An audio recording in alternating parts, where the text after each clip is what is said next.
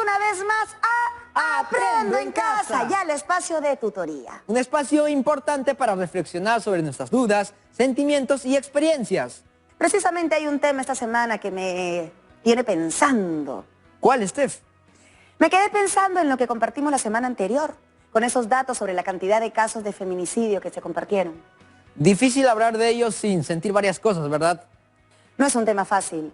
Sin embargo, es necesario reconocer que el problema existe para poder prevenir ese tipo de desenlaces, así como evitar todo peligro que ponga en riesgo la vida, el bienestar de las personas.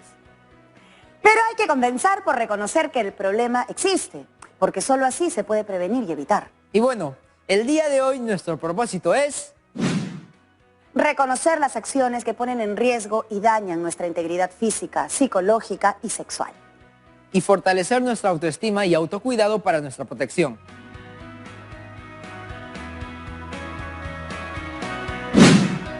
El reto será elaborar un díptico con mensajes que promuevan tanto las relaciones afectivas sanas como otros factores buenos para prevenir la violencia en el hogar y en la comunidad.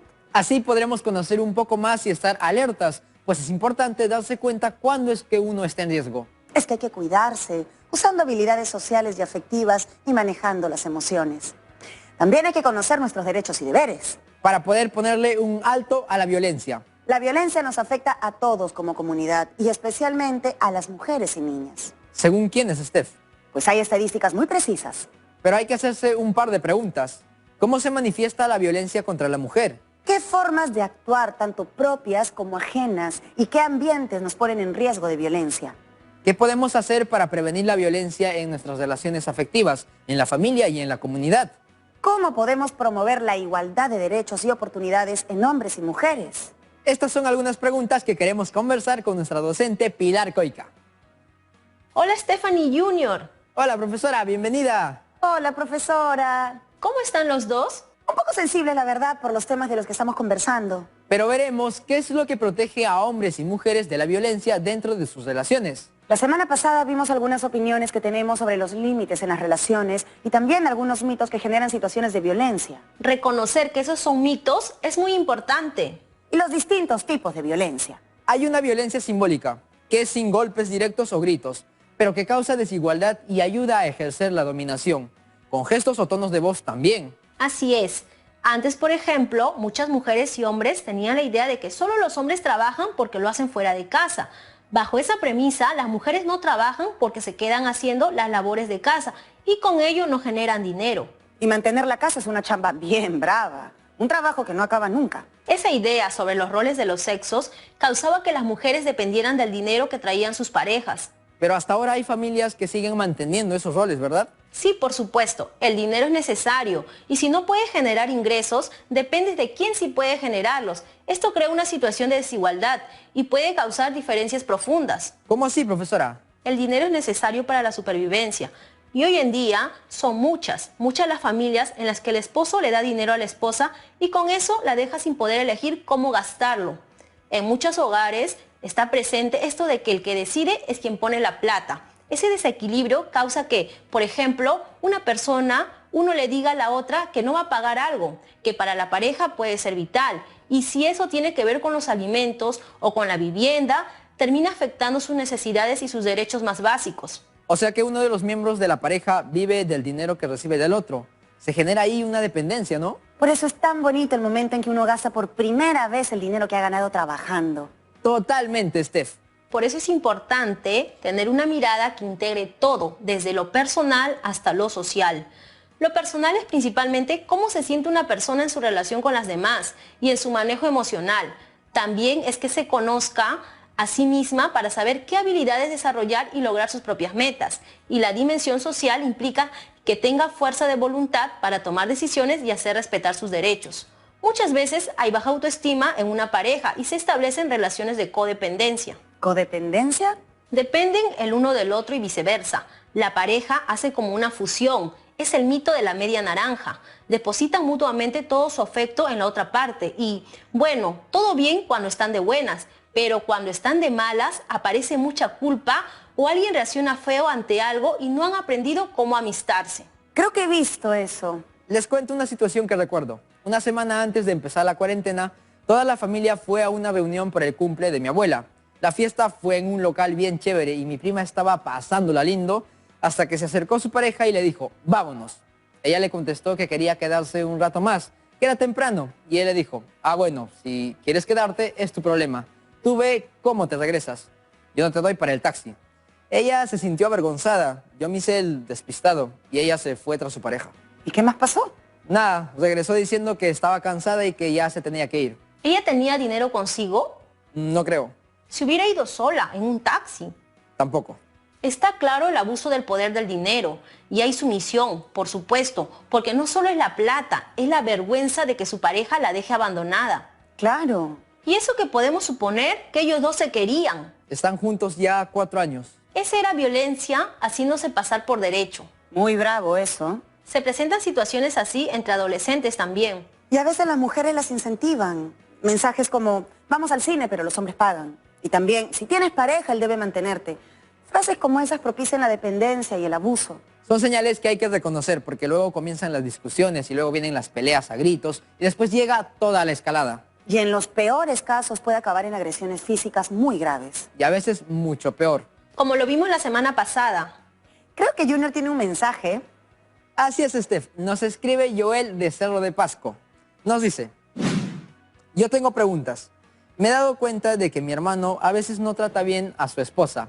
Le dice delante de nosotros que no opine sobre ciertas cosas. Otras veces lo veo enojado y cuando habla de ella y ella no está, noto en su voz y en lo que dice que ya no la valora. Y a veces hasta habla feo de ella delante de ella. ¿Qué puedo hacer? Dice si tienen hijos. No, profesora. Si tienen hijos, estas situaciones son muchísimo más complicadas, por supuesto, pero exponer a una persona delante de otras con comentarios que le bajan la autoestima es violencia, porque la otra persona se avergüenza y se falta su dignidad. ¿Ya todo está perdido con esa pareja? Es un caso muy complejo, porque en el fondo dependen de una sola cosa, si desean o no perdonarse y comprometerse a aprender cómo llevarse mejor. Es importante replantearse la relación a tiempo y si no es posible hacerlo, tal vez más le vale separarse. Una cosa, profesora. Joel pregunta, ¿qué puede hacer? ¿Hasta qué punto el problema de una pareja es problema solo de ambos y de nadie más? Es interesante tu pregunta, porque a veces se cree que son cosas de ellas y ellos y nadie se mete, pero digamos que Joel intenta hablar con su hermano para hacerle ver cómo se ve desde fuera esas actitudes con su pareja. Su hermano puede escucharlo de verdad y revisar su conducta y hacer algo al respecto. Puede también hacer como que escucha a Joel y no pensarlo más, o puede mandar a rodar a Joel con un no te metas. Son cosas privadas de pareja. Son esas tres, no hay otras. ¿Y qué nos dice de la violencia en casa, profesora? La violencia en casa no aparece de la nada. Hay violencia en casa porque la violencia entre la pareja se traslada al maltrato a las hijas e hijos. Pueden generarse cadenas en las que una madre, por ejemplo, que es tratada con violencia, se desquita con uno de los hijos y este con sus hermanas o hermanos menores y estos, en fin, con los animales domésticos. Lo he visto suceder. Y el riesgo está en crecer en ese ambiente y acabar creyendo que tratarse mal es completamente normal.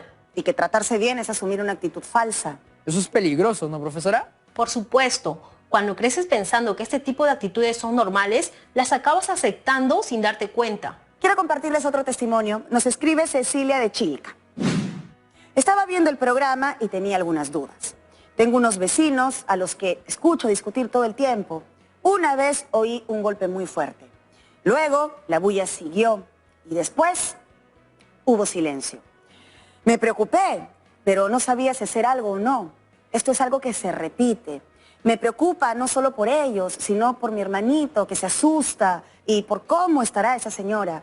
Pero cuando nos cruzamos en la calle, ella hace como si no nos conociera. ¿Qué hacer? Con ese nivel de violencia hace falta hacer algo personalmente. Ser testigo de un acto de violencia es una responsabilidad.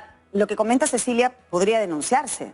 El deber ciudadano es denunciar, hacer algo en contra de la violencia. Comienza por denunciar, alertar, protestar por lo menos. Y son las mujeres las más afectadas. Y a pesar de que cada vez más mujeres denuncian, los números no bajan.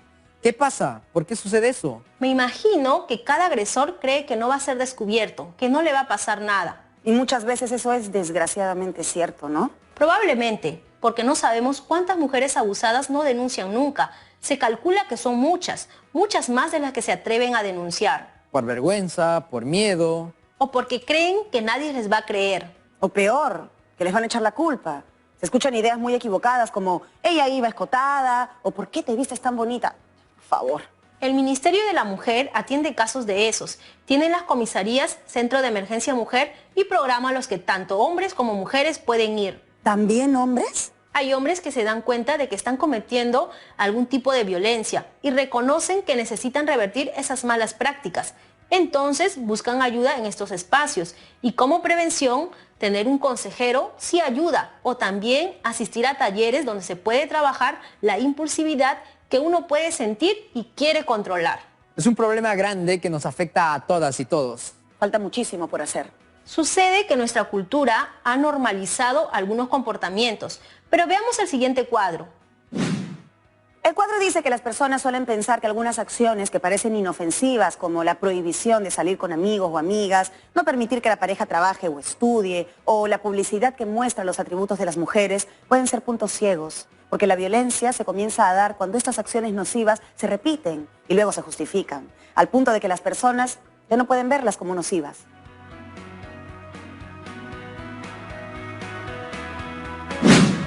Y hay acciones que son nocivas pero pasan por verdades, como generalizar diciendo que solo los hombres pueden hacer tal cosa o que esto otro es de mujeres. Creo que eso es caer en algo llamado estereotipo de género.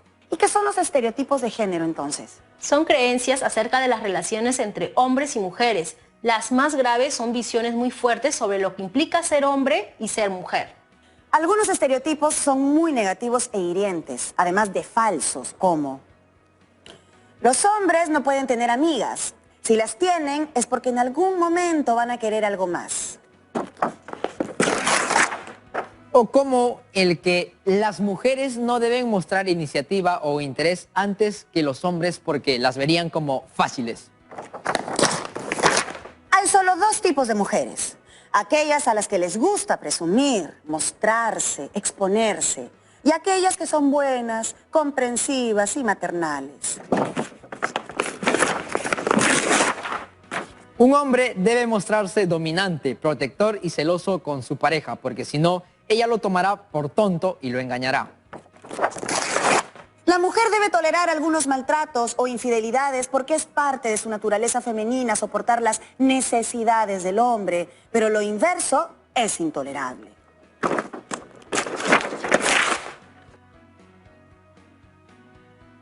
Chicas y chicos, necesitamos romper esos estereotipos ahora. No los toleremos más. Así es, Stephanie, pues creyendo estas cosas es más fácil caer en la violencia, porque estas creencias fácilmente se convierten en regla, en norma, en obligación. Profesora, ¿cuántos tipos de violencia hay hacia la mujer? Hemos visto principalmente situaciones de violencia psicológica, pero también está, por supuesto, la violencia física y la violencia sexual, que ocurre cuando alguien fuerza o manipula a otra persona a realizar una actividad sexual sin su consentimiento. Pero este tipo de violencia no siempre requiere contacto físico, también puede ser verbal y gestual. ¿Como los supuestos piropos soeces que los hombres nos gritan por la calle? Precisamente, con frecuencia acompañado de gestos. ¿Cómo es eso del consentimiento? Consentimiento es un permiso que otorgan las personas cuando están de acuerdo con hacer algo. Este permiso debe expresarse de manera abierta y clara.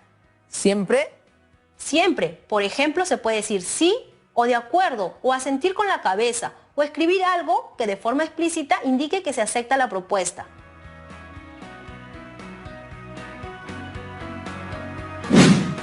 A veces las personas no expresan verbalmente lo que sienten, sino que lo hacen con el lenguaje corporal.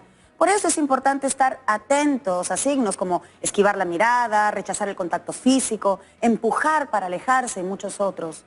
La única manera de saber con certeza si una persona quiere hacer algo es preguntándoselo. Profesora, ¿qué pasa con eso de que con las mujeres hay que insistir? Insistir puede ser una señal de mucho interés y la negativa temporal puede estar respondiendo a una verdadera timidez de la otra persona. Pero insistir demasiado ya responde a traspasar límites. Así que es importante saber que no podemos obligar a nadie a hacer algo que le haga sentir mal. Pero no vale insistir por la fuerza, por presión o chantaje emocional. Eso es violencia. ¿Qué tal si mostramos qué frases indican que hay consentimiento y cuáles no? Muy bien, así queda clarito. Está bien. Seguro. Me gusta eso. Claro que sí. Estoy de acuerdo. Sí. No me siento bien con esto. No me siento lista o listo para eso. No. Stop. No estoy segura o seguro. Supongo que sí. No. Algunas chicas me han escrito sobre la trata de personas. Están muy preocupadas. Y una de ellas dice: hola, Stephanie. Quería comentarles que una vez una amiga me contó que conoció a alguien por internet.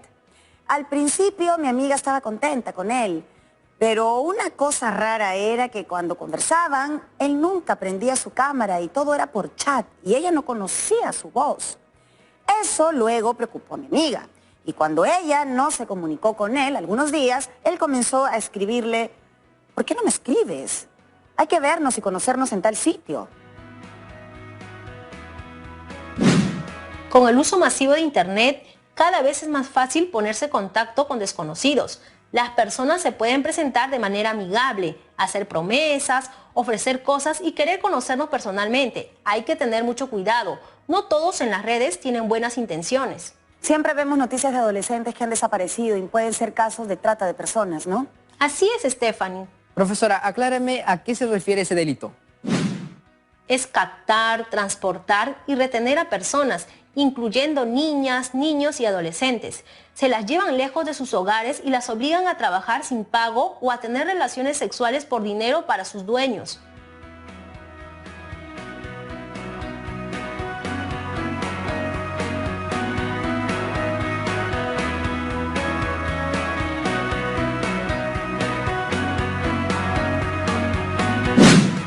Wow, es como hablar de esclavitud, pero en estos tiempos, terrible. Así es, Junior.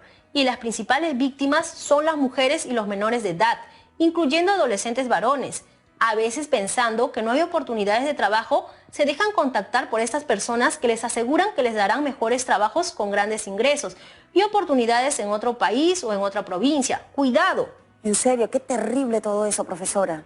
Es muy terrible. Los obligan a trabajos forzosos en fábricas mineras o madereras ilegales, o terminan siendo víctimas de la explotación sexual comercial, que implica el turismo sexual, la pornografía infantil y la prostitución. Profesora, ¿cuál es la forma más común que tienen los tratantes de personas de contactar a sus víctimas? Lo más común es enamorar engañosamente a las víctimas. Por eso, cuidado con los extraños en redes sociales. Y a ti que estás en casa, te puedo decir que si te enteras de algo feo, de algo que te genera preocupación, no dudes y compártelo con tus padres o con un adulto de confianza. Así es, nunca, nunca, pero nunca nos quedemos en silencio. Y si sabemos de algo o alguien que esté en riesgo de caer en las redes de trata de personas, tampoco calles, pues con el silencio nos volvemos cómplices del problema. ¡Denunciemos! Debemos romper el problema de raíz. Por ello, luchemos siempre contra todas las creencias negativas y equivocadas que se tienen sobre hombres y mujeres. Me dijeron siempre que desde muy niñas las mujeres aprenden a ser comprensivas y a complacer a sus parejas en todo, así como a perdonarlas siempre, porque las mujeres deben perdonar. Pues no, hoy le decimos a esa idea no más. Perdonar no es un deber exclusivo de un lado, es un deber de las dos partes de la pareja. La mujer no está obligada a complacer en todo al hombre, y el hombre a ella tampoco. De pequeño siempre escuché que si un hombre golpea a su esposa es porque ella ha hecho algo malo. Si tu mamá no atiende a tu papá, merece ser regañada porque no le está cuidando, lo cual es su obligación como mujer. Así es la vida, pues. Hay que conformarse y hacer lo que le corresponde a una. Pues no, todas esas ideas las debemos de romper ahora. Pues otro problema es cuando simplemente se intenta preservar la paz quedándose callado, no hablando con nadie de los problemas domésticos. Pero un grupo sólido de amigas, amigos o tu propia familia que te escuche puede ayudar muchísimo. También estudiar te protege. Es más fácil tener un buen trabajo si sabes cosas. Estudiando te enteras de qué es lo que puedes aceptar y qué no. También nos protege saber regular las emociones. Así podemos todas y todos convertirnos en personas más independientes. Eso no significa que quieres menos a quienes quieres. Solo les estás haciendo saber hasta dónde pueden decidir por ti. No podemos decidir por nadie, tenemos que ser responsables por nosotras y nosotros mismos, lo que también es saber decir que no, porque eso es válido y es algo que debemos respetar, pues es un derecho. Pero hay formas de decir que no. Hay que decirlo fuerte y claro. Por supuesto. La filósofa Martha Nussbaum habla de algunas capacidades para el desarrollo humano. La violencia merma esas capacidades. Algunas capacidades señaladas por ella se relacionan con... ¿Me ayudan a leer? La vida.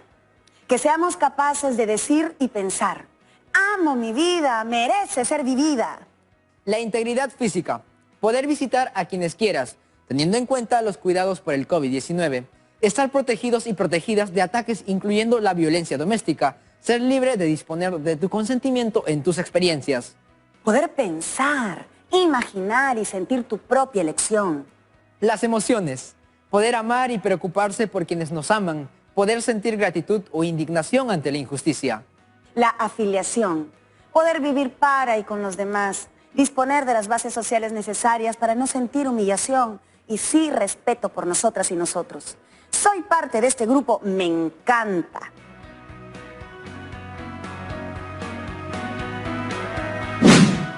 Y creo que eso fue lo principal para la actividad de hoy. Y yo me voy retirando. ¡Hasta pronto! Hasta pronto, profesora. Cuídese mucho, profesora.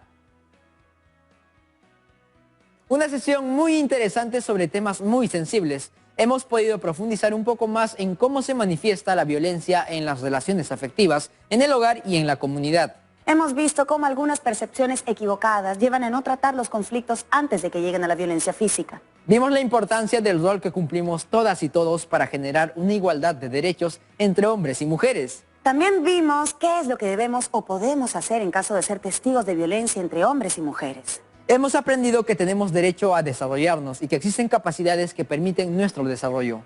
Ahora te invitamos a ver el siguiente video en el cual las y los estudiantes de las instituciones educativas Instituto Sevilla y Carlos Pareja Paz Soldán son conscientes de que la violencia contra la mujer es un problema que se debe erradicar.